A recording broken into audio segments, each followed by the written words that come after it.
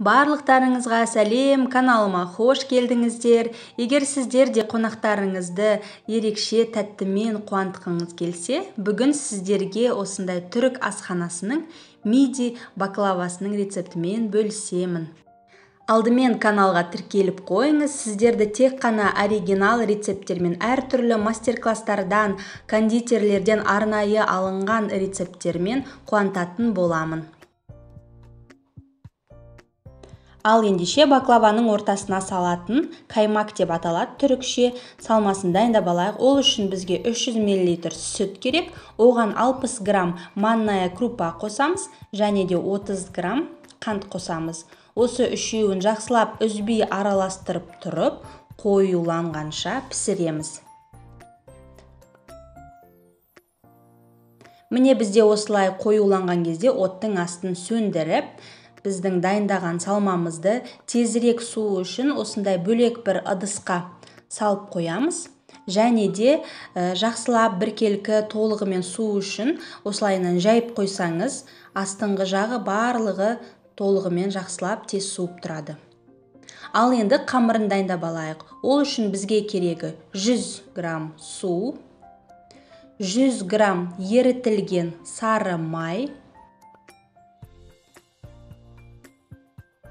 100 грамм қаймақ керек. Қаймақтың пайыздылығы маңызды емес, мен 20% қаймақ қолдандым. 50 грамм сұйық май және де бір жұмыртқа керек. Осыны жақсылап жұмыртқасымен бірге араластырып аламыз.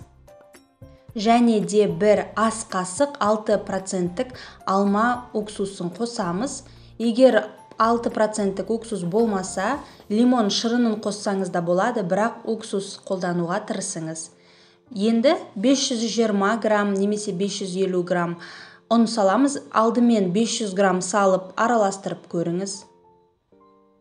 10 грамм қамыр қопсытқыш саламыз. Ұнмен бірге қамыр қопсытқышты шамалы араластырамыз. Енді осыдан жақсылап қамыр жасаймыз. Алдымен ұнын аз салып көріңіз, өйткені көп ұндардың тығыздығы әртүрлі болады, және де жұмыртқаның көлеміне де байланысты. 520 грамм ұн салыңыз, және де дастарханның үстіне де шамалы ұн сеуіп, біздің қамырымызды жақсылап илеп аламыз.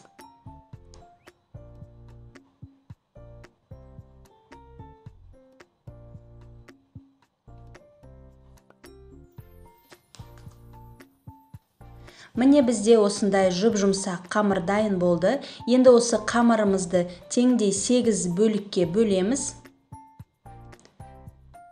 Мен бүгін қамырдың тек 4 бөлігінен жасаймын, сондықтан салмасын барлығын 4 бөлікке арналған көлемде жаздым. Егер сіз қамырдың барлығынан бір күнде жасасаңыз, онда салмасын, үстіне құятын сироп барлығының көлемін 2 есе көп қосыңыз.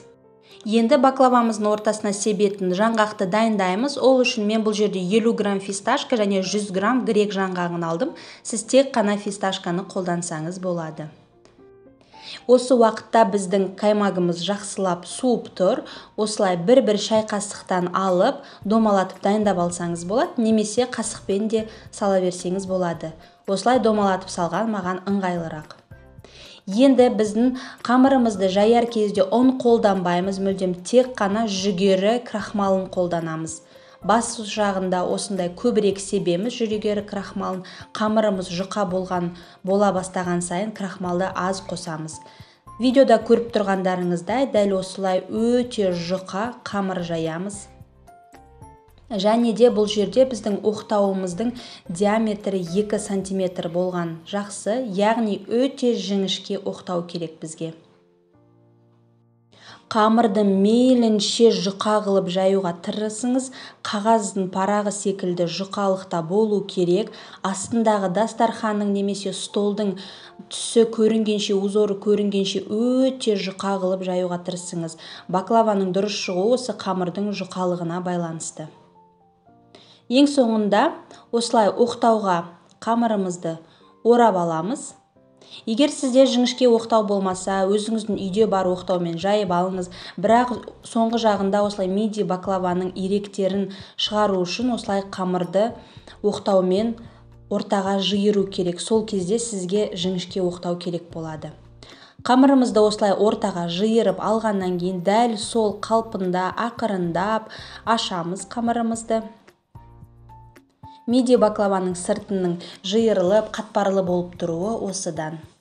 Осылай қамырымызды қойып аламыз. Енді дайын тұрған біздің жаңғақтарымызды арасына 2 саусақ сиятындай етіп, жақсылап видеода көріп тұрғандарыңыздай орналастырамыз. Енді осының үстіне біздің дайын тұрған домалақ, жаңағы салмамызды, яғни қаймақ деп аталады, соны осылайынан саламыз. Және бетіне де шамалы жаңғақ себіп қойсаңыз өте дәмді болады.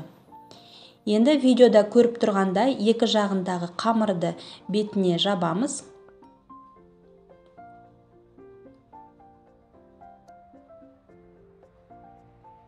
Қамырды тартпаңыз, себебі жиырылған иректері кетіп қалуы мүмкін. Және де жаңағы 2 саусақ қалған орыннан жақсылап қысып қамырды жабыстырып аламыз. Пышақпен жиырылған жерлерін кесеміз, және де біздің баклаваны теріс айналдырып, яғни астындағы жаңғағы себілген жағын жоғары қаратып, осылай екі жағын жақсылап қысып, төменге қарай басамыз. Дәл осылай баклавамыздың формаларын барлығын дайындап аламыз. Және тағы да бір лайфхак, сіздерге қамырыңыздың мейлінше жұқа болу үшін осылай оқтаумен ораған кезде де тартып тұрып орасаңыз, сіздің қамырыңыз одан әрі жұқа болады. Және екі жағынан осылай ортаға қысып жиырамыз. Егер сіз қамырыңыз жайған кезде жиырылып, қатпарланып қалып жатса, қорықпаңыз, бұл қамыр бір-біріне жабыспайды. Керісінше ол жиырылған жерлері баклава жасаған кезде қатпарлы болып, өте әдемі әрі өте дәмді болады. Дәл осылай видеода көріп тұрғандарыңыздай, қаймақты домалақ жасамай-ақ қасықпен осылай салсаңыз да болады. Әркімге қалай ыңғайлы, солай жасасаңыз болады. Бірақ дөңгелек етіп жасасаңыз, сіздің баклаваларыңыздың ортасы доп-домалақ әдемі болып көрінеді. Мен бұл жерде тек 4 қамырдан ғана жасадым. Қалған 4 қамырды келесі күнге қалдырдым. Сондықтан ортасына салатын салмасы, ортасына себетін жаңғағы, бетіне жағатын май, сироп барлығы тек 4 қамырға арналған. Енді баклаваның бетіне жағу үшін 100 грамм сары май мен 25 грамм сұйық майды қайнатамыз. Және бетінде пайда болған көпіріктерін алып тастап, дайын тұрған формаға салынған баклаваның үстіне осылай жақсылап, аямай, кішкене құйыңқырап жағып шығамыз. Және де қызып тұрған 180 градус пеште 40-45 минут пісіреміз. Енді баклаваның пісуіне 30 минут уақыт қалған кезде 300 мл суға 250 грамм қант салып, жақсылап араластырып, орташа отта қайнатамыз. Қантымыз толығымен еріген кезде осындай бір тілім лимонды салып, бір 10 минуттай лимонмен бірге қайнатамыз. Одан кейін лимонды алып тастап, сироптың өзін тағы да 20 минуттай қайнатамыз. Сол кезде сіздің баклаваларыңызда пісіп тұрады. Себебі баклаваның ыстықтай күйінде қайнап тұрған сиропты құйсаңыз жақсылап тез сіңеді. Дәл осылай біздің 4 қамырдан жасалынған баклаваға арналған сироп бұл. Сондықтан осы дайындаған сироптың барлығын үстіне құямыз. Сонымен бір күн тоңазытқышта тұрған баклава толығымен сиропты өзіне сіңіріп алады. Және де дастарханға ұсынар кезде осындай бетіне жаңғақ, фисташка, бадам жаңғағын қалауыңыз бойынша сеуіп қойсаңыз болады. Баклава сиропты өзіне толығымен жақсылап сіңіріп алады, сондықтан дәмі өте керемет. Сіздер де жасап көріңіздер, шаймен ішуге таптырмайтын тәтті. Сіздерге арналған оригинал рецептім үшін видеома лайк басып, комментарий қалдырсаңыздар қуанып қалар едім. Назарларыңызға рахмет. Сұрақтарыңыз болса комментарийға қалдырыңыздар. келесі кездескенше сау болыңыз.